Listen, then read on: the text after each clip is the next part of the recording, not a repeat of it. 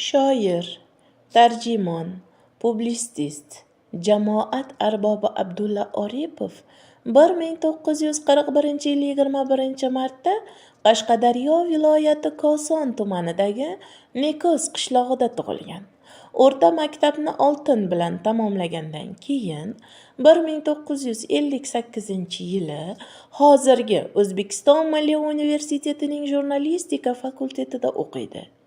Sharq yulduzi jurnalida adabiy xodim, Yosh gvardiya va G'afur G'ulom nomidagi adabiyot va san'at nashriyotlarida muharrir, Yosh gvardiya dramatik teatrida badiiy bo'lim mudiri, O'zbekiston Yozuvchilar uyushmasi maslahatchi, katta adabiy maslahatchi, Abdulla Qodiriy nomidagi Toshkent davlat madaniyat institutida o'rindoshlik bo'yicha o'qituvchi, Sharq yulduzi jurnalida muharrir, Yozuvchilar uyushmasining Toshkent viloyat bo'limi mas'ul kotibi, Gulxan jurnali bosh muharriri, O'zbekiston Yozuvchilar uyushmasi rayosati raisining o'rinbosari, O'zbekiston Yozuvchilar uyushmasining kotibi, O'zbekiston Respublikasi mualliflik huquqini himoya qilish davlat agentligi raisi, O'zbekiston Yozuvchilar uyushmasining raisi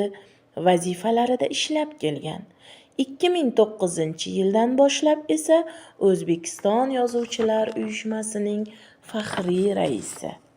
U esa 1990-yilda O'zbekiston Oliy Kengashining, 1995-yilda esa O'zbekiston Respublikasi Oliy Majlisining deputati etib saylanib kelgan. O'zbekiston Respublikasi Oliy Majlisi Senati a'zosi. Abdulla Oripov Kaliforniya, AQShdan ta'lim, sanoat va san'at xalqaro akademiyasining a'zosi ham bo'lgan. Dastlabki she'ri 1957-yilda o'zbek she'riyatiga o'ziga xos voqea bo'lgan. Mitti yulduz nomli birinchi kitobi esa 1965-yilda nashr etildi. Shundan keyin Ko'zlarim yo'lingda, Onajon, Ruhim, O'zbekiston, Hayrat, Yurtim shamoli, Yuzma-yuz, Najot qal'asi, Jannatga yo'l, Surat va siyrat, Yillar armoni, 60 yoshli vatanning 6 yoshli o'g'loni, Ehtiyoj farzandi, Sen bahorni sog'inmadingmi, Bobo va nabira, Qush tili, Munojat, Muborak haj yo'llarida, Haj daftari, Haqiqat, Hikmat